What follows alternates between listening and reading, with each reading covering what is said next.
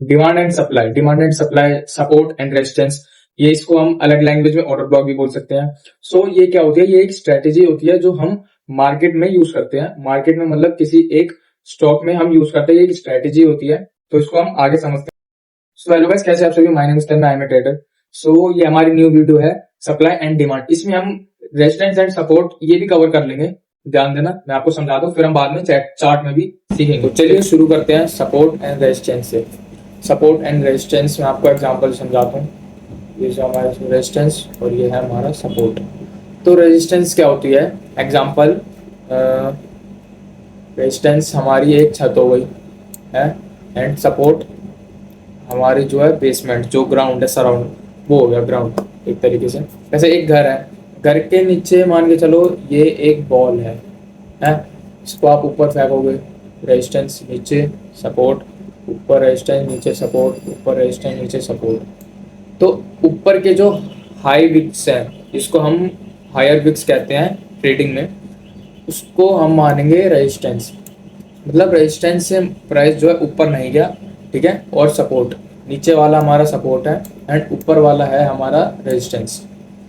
तो यही होता है सपोर्ट रेजिस्टेंस। कोई इतना कोई बहुत बड़ी चीज नहीं है। कोई हवा बना देता है लोग कि सपोर्ट रेजिस्टेंस स्ट्रेटेजी यूज करो, और कोई सोचता है बिगनर की सपोर्ट और रेजिस्टेंस इसको मतलब उसको यूज कैसे करना है और कैसे क्या करना है। तो इतना कुछ हो नहीं, मैं समझाता हूँ नॉर्मल। रेजिस्टेंस एक छत हो गई और सपोर्ट अपना एक ग्राउंड हो गया। आप एक घर में हो, जैसे कि छत है, ये ग्राउंड है, आपने एक बॉल ली, नीचे से फेंका, सपोर्ट रेजिस्टेंस, बार बार बाउंस बैक होकर आई, फिर बाउंस दोबारा गई, आई, फिर दोबारा गई। तो यही होता है मार्केट में भी। रेजिस्टेंस ड्रॉ करते हैं, जो हायर हाई जो हमारी विक्स होती है उसको 3, 2, 3, 4, हाँ, हायर हाई जो विक्स होती है, अगर चारों विक्स या पांचों विक्स अगर मार्केट ऊपर में सेम रहे तो उसको हम रेजिस्टेंस कहते हैं। और नीचे सराउंडिंग में जो लोअर विक्स होती हैं वो सेम आए, जो पैटर्न चलता है साइड वेज पर, ये ज़्यादातर काम करते हैं। साइड वेज में बहुत अच्छी स्ट्रेटेजी इसकी होती है। सब साइड वेज गया मार्केट, ऊपर रेजिस्टेंस नीचे सपोर्ट, तो हम जहां पर भी ब्रेकआउट या ब्रेक डाउन आया, हम उस साइड की जो एंट्री है, कंफर्मेशन मिलके हम उस साइड की एंट्री प्लान कर सकते हैं। तो अब मैं आपको समझाता हूँ, इसको चार्ट में समझाता हूँ। चलो, तो ये हमारा गोल्ड का चार्ट है। इसमें हम देखते हैं सपोर्ट और रेजिस्टेंस मिले। ये क्या हो गया, ये 30 मिनट का टाइम फ्रेम, हाँ ठीक। 15 मिनट के टाइम फ्रेम में देखते हैं। चलो, 15 मिनट का टाइम फ्रेम, यस, 15 मिनट का टाइम फ्रेम अच्छा रहता है गाइस। हो, support and resistance, support and resistance, यार नॉर्मल चीज़ है ये तो, बट बस वही है, बिना स्टडी के ट्रेड लोगे तो गलत होगा। हाँ मिल गया एक, हाँ एक मिल गया। तो आप देख सकते हैं, ये जो अपना रेजिस्टेंस बन रहा है, रेजिस्टेंस, यस, ये जो लेवल है, हायर आई, हायर आई, हायर आई, हायर आई, मतलब हायर आई कह रहा हूँ, सॉरी, हायर हायर आई के जो विग्स है, हायर आई विग्स है, उसको हम कहते हैं रेजिस्टेंस। ये हमारा एक रेजिस्टेंस बन गया। ये एक पैटर्न बन जाता है, आप समझ जाओगे, बहुत आसान चीज़ है, एक दो बार सीखोगे तो। और ये लोअर लो की जो विग्स होती हैं, ये भी अपनी जो है सपोर्ट। और मैं आपको लाइव दिखाता हूँ, मैं कुछ वो नहीं करता, लाइव देख लो आप बिल्कुल। ये रेजिस्टेंस बना और नीचे सपोर्ट, जिस जगह का ब्रेक डाउन आया या ब्रेकआउट आया, उस साइड मार्केट ने रिएक्शन दिया, उस साइड मार्केट गई। देखो, मार्केट साइडवेज थी, मार्केट साइडवेज है, ब्रेक डाउन आया, इस लेवल पर ब्रेक डाउन आया और मार्केट जो है नीचे की तरफ फॉल कर गई। ये आप पूरा देख सकते हैं। मैं दिखाता हूँ, ये देखो, ये रहा रेजिस्टेंस, ये रहा सपोर्ट, ब्रेक डाउन आया, इस लेवल पर हमारा ब्रेक डाउन आया और मार्केट नीचे की तरफ फॉल कर गई, आप खुद देख सकते हैं। एक तो और दिखा दूँ चार्ट। अब ऐसा नहीं है कि इसी के बेस पर आप ट्रेड लोगे, ये चीज़ गलत है, ठीक है। एक और दिख गया हमें, देख सकते हैं, रेजिस्टेंस, ये रहा रेजिस्टेंस। इसको आप ऑर्डर ब्लॉक के नाम से भी जान सकते हैं, एक तरीके से ऑर्डर ब्लॉक भी हो जाता है। हाँ, तो आप ये चीज़ देख सकते हैं इसमें,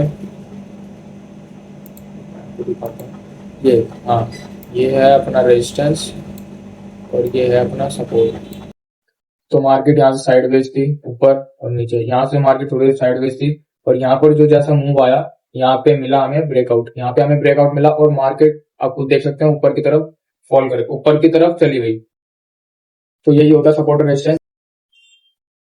पिछले स्टेप पे हम लोगों ने सीखा था सपोर्ट एंड रेजिस्टेंस, तो यही सीखेंगे, यही रेजिस्टेंस है ये, एंड ये सपोर्ट है। ओके, रेजिस्टेंस, सपोर्ट, ये है सपोर्ट, ये है रेजिस्टेंस। हमने पिछली वीडियो में सीखा था एक बॉल है, resistance support, resistance support, market यहाँ साइडवेज थी, ठीक है। सो इसका भी एक अलग स्ट्रेटेजी ये भी होती है कि जैसे कि सपोर्ट है, अब अभी तक तो हमने ये सीखा है कि सपोर्ट से जब तक मतलब जो मार्केट है वो साइडवेज ही रहेगी इनके बीच में। अगर मार्केट ने ब्रेक डाउन किया तो आप फिर उसको क्या बोलोगे, सपोर्ट बोलोगे कि रेजिस्टेंस बोलोगे, बताओ। देखो जैसे कि अब ये सपोर्ट है, जैसे ब्रेक डाउन मिला यहाँ पर अपना ये रेजिस्टेंस हो जाएगा, और जैसे ये रेजिस्टेंस है, रेजिस्टेंस ने यहाँ पर ब्रेकआउट दिया ऊपर की तरफ, तो ये जो लेवल है ये हमारा सपोर्ट हो जाएगा। रेजिस्टेंस है, रेजिस्टेंस से ब्रेकआउट मिला एंड देन दोबारा रेजिस्टेंस पे आया, तो वो हमारा रेजिस्टेंस नहीं, वो हमारा सपोर्ट होगा। और सपोर्ट से जब ब्रेकडाउन मिला, दोबारा नीचे दोबारा सपोर्ट पर गया उस लेवल पर, तो वो हमारा सपोर्ट नहीं, वो हमारा रेजिस्टेंस बना। ये चीज हमेशा ध्यान रखना। इसके बेस पे भी ट्रेड मत लेना, ये एक नॉर्मल बेसिक जो आइडिया होते हैं वो होते हैं, ये बेसिक जो इंडिकेटर होते हैं, इंडिकेटर लगा के भी आप कर सकते हो, बट उससे पहले भी आपको स्टडी करनी चाहिए, जरूरी है, ठीक है। सो supply and demand, sorry demand, हाँ ठीक है यार, इतना कुछ नहीं होता। सप्लाई एंड डिमांड एग्जाम्पल, इसमें भी एग्जाम्पल, जैसे कि नॉर्मल वैल्यू सिंपल वैल्यू में समझाऊं, अगर आपने 11th-12th करी होगी तो आपको पता होगा, सप्लाई अगर सप्लाई बढ़ता है तो डिमांड भी बढ़ती है, सप्लाई डिमांड बढ़ती है तो सप्लाई भी बढ़ता है, सप्लाई बढ़ती है तो डिमांड भी बढ़ती है, सप्लाई बढ़ गई डिमांड भी बढ़ गई। बट किस किस किस सिचुएशन में ये भी होता है कि सप्लाई अगर बढ़ी तो डिमांड भी घटती है, और अगर डिमांड बढ़ी तो सप्लाई भी घटती है। तो एक एग्जांपल से मैं आपको समझाता हूँ, जैसे कि प्याज, हाँ एक ले लो वेजिटेबल प्याज, प्याज जो है, प्याज की ड्राइंग बना दो, वाओ कितना क्यूट है प्याज,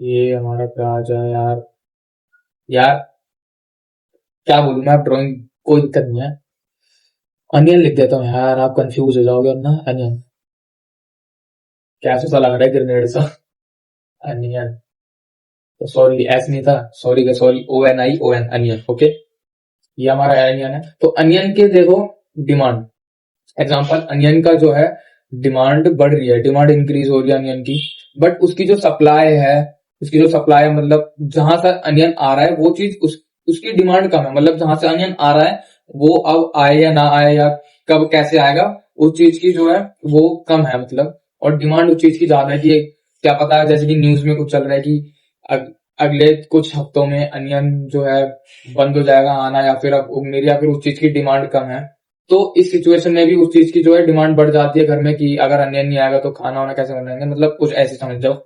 सो पीछे जैसे कि कुछ खेतों की फार्मर होते हैं, उन्होंने ये बोला कि इस चीज की जो है अभी सप्लाई नहीं हो रही, मतलब ये चीज नहीं हो रही, कुछ सिचुएशन आ गया, कुछ आ रहा है, सो इसकी जो है डिमांड जो मेन है हमारा, जो मतलब बेचता है वहां से लेकर आता है, जिसने बेचा, और वो कस्टमर को किसी भी दाम में बेच दे, अगर वो 100 रुपए में बेचेगा तो उसको 100 रुपए में खरीदना पड़ेगा, क्योंकि उसे पता है अगर वो उसको नहीं खरीदेगा तो उसका जो घर है, उसका जो घर है वो शायद ना चले, या कुछ मतलब उसके घर में दाल प्याज के बिना खाना ना बने, ऐसा भी हो सकता है।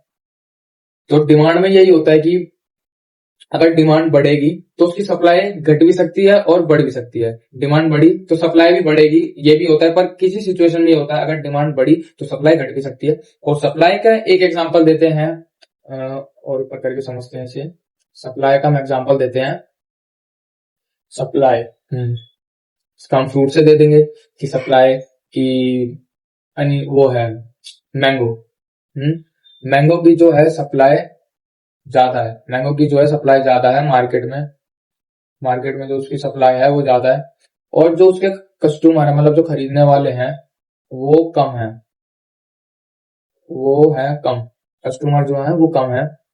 तो सप्लाई जब उस चीज की ज्यादा, बहुत ज्यादा, उस पे जो माल है वो आ रहा है और वो बेचना चाह रहा है, बट उसका जो माल है वो बिक नहीं रहा, तो उसकी भी कोई सिचुएशन हो सकती है कि किसी पे पैसे ना हो या कुछ हो, तो उस चीज की डिमांड भी कम है कि उसमें हैं तो बहुत सारे जो बेच रहे हैं, मैंगो जो बेच रहे हैं वो तो बहुत सारे हैं, पर जो खरीद रहे हैं वो कम खरीदना चाह रहे हैं, या कुछ सिचुएशन की वो नहीं खाना चाह रहे हैं कि आगे जाके बहुत महंगाई बढ़ जाएगी, कुछ इस चक्कर में सोच सोच के वो जो मैंगो है वो नहीं ले रहे हैं। तो जो सप्लायर है, मतलब जो माल बेच रहा है, मैंगो जो बेच रहा है, उसको उस दाम में लगाना पड़ेगा जो दाम उसको कस्टमर बोलेगा। अगर वो कस्टमर के दाम पर मैंगो को नहीं लगाएगा तो वो घाटे में जाएगा, उसकी जो खरीदारी है वो नहीं होगी।